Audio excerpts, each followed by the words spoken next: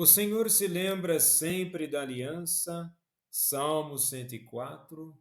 Um bom dia. Em nome do Pai, do Filho e do Espírito Santo. Amém. Recorramos sempre à poderosa intercessão de Maria Santíssima, nossa Mãe, e de São José, o Justo.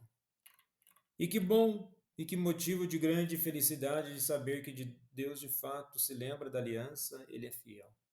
E que possamos nos fazer a pergunta constante: e nós buscamos ser fiéis a Deus em todo momento? Na liturgia de hoje, celebramos o ofício da memória do bem-aventurado Inácio de Azevedo e companheiros mártires. Inácio de Azevedo, nascido em Portugal, foi missionário no Brasil. Mais tarde voltou à sua terra para convocar mais pessoas à mesma missão.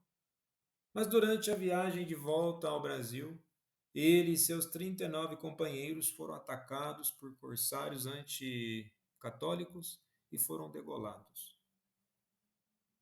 A vida dos santos são exemplos de fé, exemplos em buscar se identificar ao Mestre.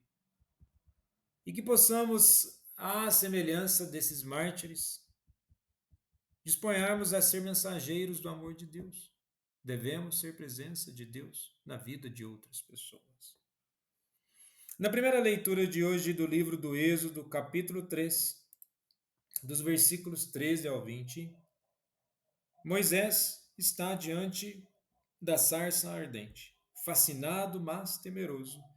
Então faz uma pergunta profunda. Quando me perguntarem qual é o nome daquele que me enviou, o que eu responderei? A resposta de Deus é um divisor de águas na história da salvação. Eu sou aquele que sou, ou podemos entender aqui, serei aquele que serei. Deus se revela não com nome manipulável, como os deuses pagãos, mas como um ser absoluto, eterno, sempre presente. E se é sempre presente, ele é atemporal. Deus é o ser por excelência, fonte de tudo que existe. Ele não depende de nada nem de ninguém para existir. Esse nome é ao mesmo tempo uma revelação e um véu. Porque quanto mais nos aproximamos do eu sou, mais nos damos conta de que ele é infinitamente maior do que podemos compreender. Mas esse Deus transcendente não permanece distante. Ele vê, escuta e conhece os sofrimentos do seu povo. E ele diz a Moisés, nos versículos 7 e 8: Eu vi a opressão do meu povo no Egito e desci para libertá-lo. O Deus que eu sou também é o Deus, estou com vocês. Ele se compromete com a história humana, com os marginalizados, com os que sofrem. Essa tensão entre transcendência e proximidade é a beleza da fé bíblica. Um Deus que é eterno e ao mesmo tempo encarnado no sofrimento humano. E o interessante de tudo isso, Moisés é chamado a ser mediador da libertação.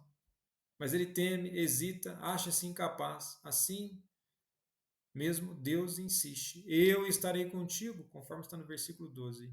E aqui está a chave de toda a vocação. Deus não escolhe os capacitados, mas capacita os escolhidos.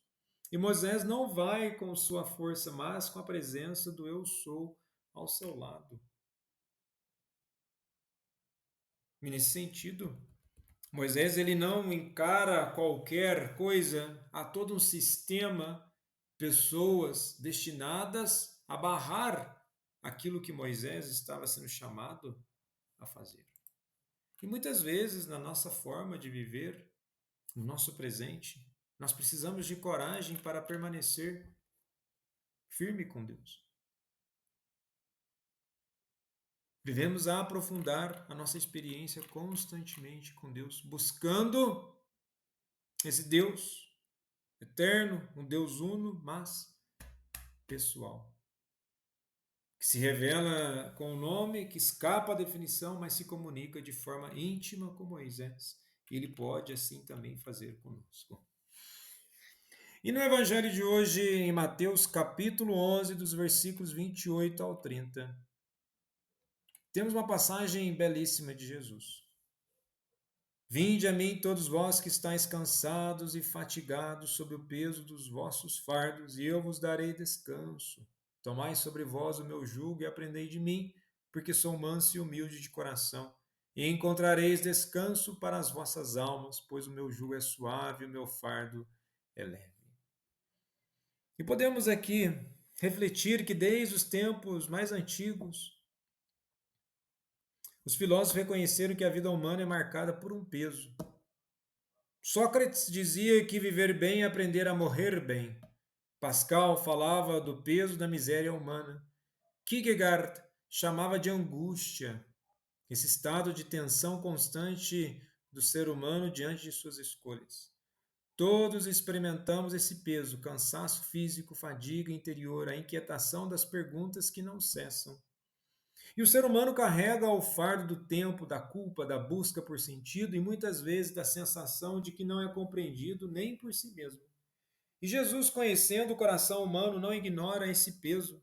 Ele não diz esqueçam seus fardos, mas convida, vinde a mim. Em outras palavras, há alguém que caminha contigo e que pode dar sentido ao que você carrega. No mundo bíblico, descanso, anapausis, em grego, não significa dormir ou não fazer nada. Significa alcançar o fim último, como Deus que após criar o mundo descansou, conforme está em Gênesis 2, versículo 2. O descanso é a plenitude da missão, a paz da alma que encontrou o seu lugar. Jesus se apresenta aqui como aquele que dá esse descanso, não fora de nós, mas em nós, quando deixamos de lutar contra ele e aceitamos ser transformados por sua graça. Santo Agostinho dizia: fizeste-nos para ti, Senhor, inquieto está o nosso coração enquanto não repousa em ti. E dentro desse contexto, Jesus continua: tomai sobre vós o meu jugo. Isso pode parecer estranho. Por que trocar um fardo por outro? Mas aqui entra o paradoxo cristão. O jugo de Cristo é um jugo de liberdade. Na cultura judaica, o jugo era símbolo da lei, da sabedoria, da aliança com Deus. Era o que dirigia a vida para o bem. E Jesus retoma essa imagem e a redime. Seu jugo não esmaga, mas sustenta. Ele não tira a cruz, mas nos ensina a carregá-la com amor. E se o mundo impõe julgos de desempenho, aparência, status, Jesus oferece um jugo de mansidão, humildade e confiança. E sendo assim, o seu jugo é leve, porque é feito sob medida pelo amor. E com isso, Cristo não apenas oferece descanso, ele ensina como viver de modo leve, mesmo em meio ao sofrimento.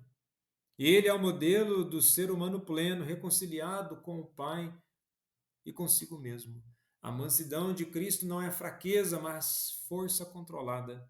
A humildade de Cristo não é inferioridade, mas liberdade interior diante da vaidade do mundo. Aprender dele é um processo, uma escola da alma, e nela descobrirmos que não estamos sozinhos no esforço de ser bons, santos, inteiros. Ele mesmo caminha conosco, sustenta, orienta, corrige com ternura. E com isso, o convite. Vinde a mim. Não tem prazo de validade.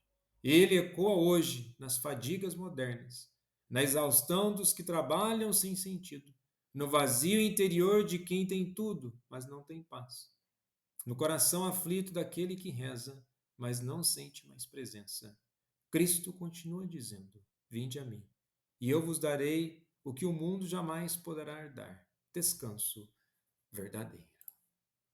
Beato Inácio de Azevedo e companheiros mártires, rogai por nós. Jesus, manso e humilde de coração, fazei em nosso coração semelhante ao vosso.